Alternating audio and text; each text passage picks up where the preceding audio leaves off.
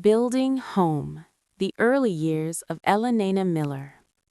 The year was 1987, and Ellenana Thompson, 20 years old, fresh-faced, with a cascade of chestnut hair that she kept pinned back while crunching numbers at the small accounting firm in downtown Savannah, was not looking for love.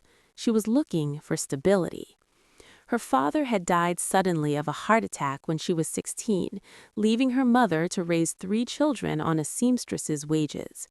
Ellenana had learned early that money was safety, that numbers did not lie, and that if you worked hard enough, you could build something solid out of thin air. That was why, on a humid Saturday in June, she found herself at an estate sale on the outskirts of town.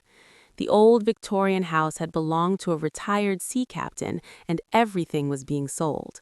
Nautical maps, brass telescopes, and, in the corner of the living room, a beautiful walnut floor lamp with a fringed silk shade.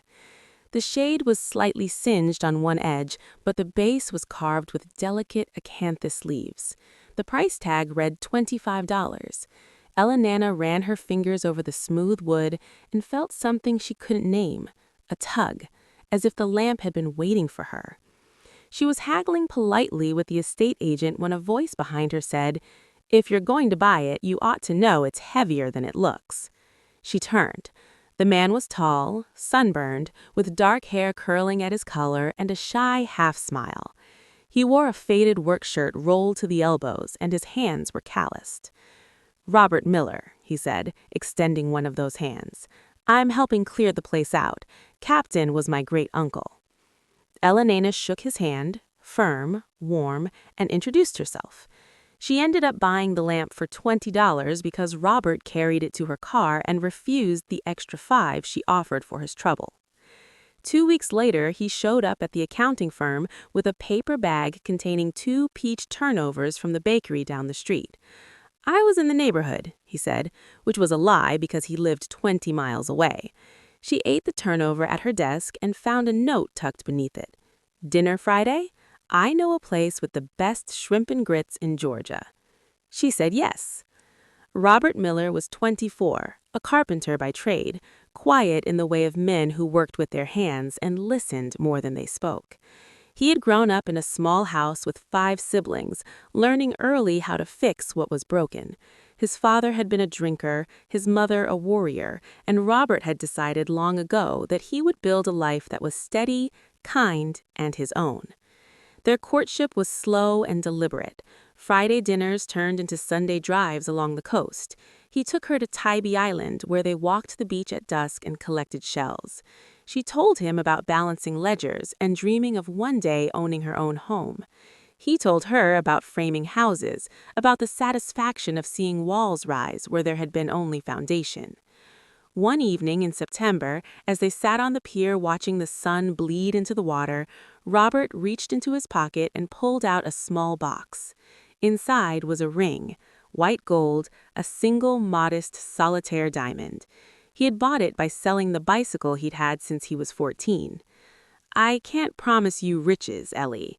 He was the first person to ever call her Ellie, and it felt like a secret name. "But I can promise you a home, one we build together, every nail, every board. Will you marry me?" She cried, not delicate tears, but the kind that come from deep relief. "Yes," she said, "yes." They married the following spring in a small ceremony at the Methodist church her mother attended.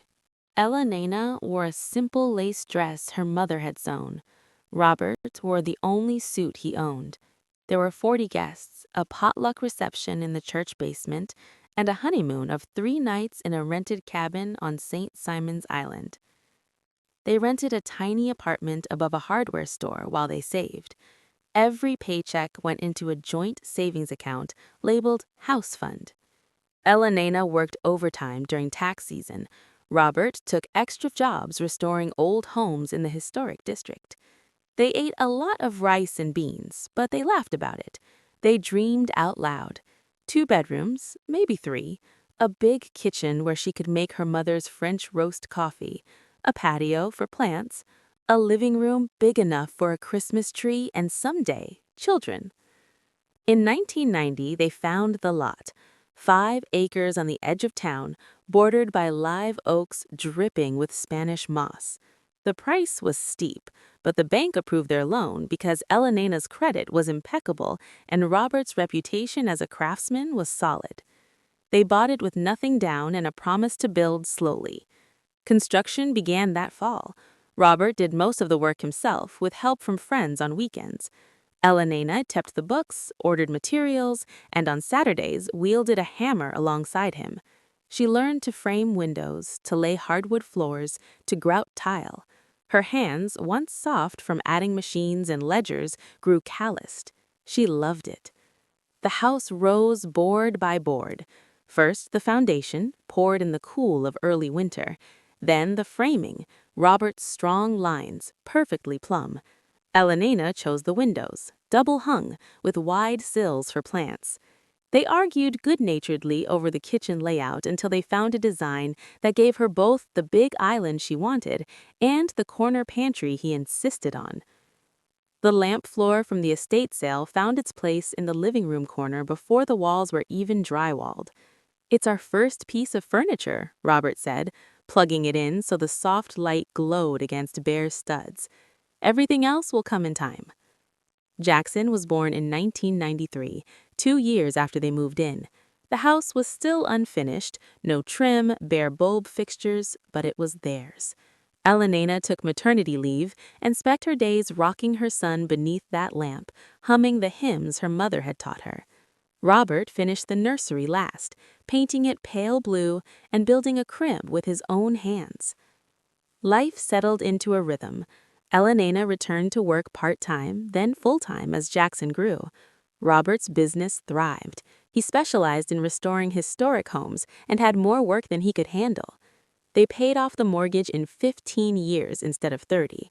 Every extra dollar went into the house. The oak dining table Robert built from reclaimed beams, the green velvet sofa Elena found at an auction and had reupholstered, the copper pots from a trip to Savannah for their 10th anniversary. They celebrated milestones in that house. Jackson's first steps in the kitchen, his 3rd birthday at the oak table, chocolate cake smeared across his face. Robert's promotion to foreman announced over Sunday coffee at the inherited coffee table. Elena's first big client at the firm, celebrated with champagne in crystal glasses they used only on special occasions. There were hard times, too. The year the firm downsized and Elena feared layoffs, the flood in '98 that ruined the patio and required weeks of cleanup, Robert's mother's long illness, the funeral costs, the grief. But they faced it together. Robert would come home tired, wash the sawdust from his hands, and sit with Elena on the sofa while Jackson slept. They talked about money, about fears, about dreams. They made plans. They held each other up. In 2005, Robert was diagnosed with pancreatic cancer. It was aggressive. He fought for 18 months. Chemo, surgery, more chemo. Elena took leave, managed his care, kept the books for his business so his employees could stay paid. Jackson, 12 years old, learned to cook simple meals and sat by his father's bed reading aloud from adventure novels. Robert died at home in the spring of 2007. In their bed, with the morning light coming through the window he had installed himself. His last words to Elena were, "You made this a home, Ellie. Don't ever forget how strong you are." The funeral was packed. Robert had been loved. Elena stood dry-eyed through the service, holding Jackson's hand. She cried later, alone in the house that suddenly felt too large, every corner echoing with his absence. For months, she moved through life like a ghost. She went to work, came home, cooked for 2 instead of 3. The lamp in the living room stayed on every night because turning it off felt like admitting he was gone. Jackson struggled, angry, withdrawn, skipping school. Elena enrolled him in counseling, sold cookies on weekends to pay for college funds, worked double shifts during tax season. Slowly they healed. Not completely. Grief carves permanent spaces. But enough to live again. Jackson graduated high school, went to college on scholarships and her savings. Elalena rose at the firm, became senior accountant, then supervisor. The house remained the constant. The oak table where Jackson studied for exams, the sofa where they watched movies on quiet Fridays, the patio where she planted roses the year he left for school. She never remarried. There were offers, kind men from church, a widower from the neighborhood, but none of them fit the space Robert had left. The house was enough. The memories were enough. She watered her plants, made French roast coffee every morning, and on Sundays sat beneath the floor lamp reading the newspaper, feeling the quiet strength of walls built with love. Years passed. Jackson graduated, moved to the city, met Tiffany. Elalena kept the house tidy, the accounts balanced, the memories polished. She did not know yet that the greatest test of her strength was coming. Not the building of the house, but the protecting of it. Not the creating of home, but the defending of self.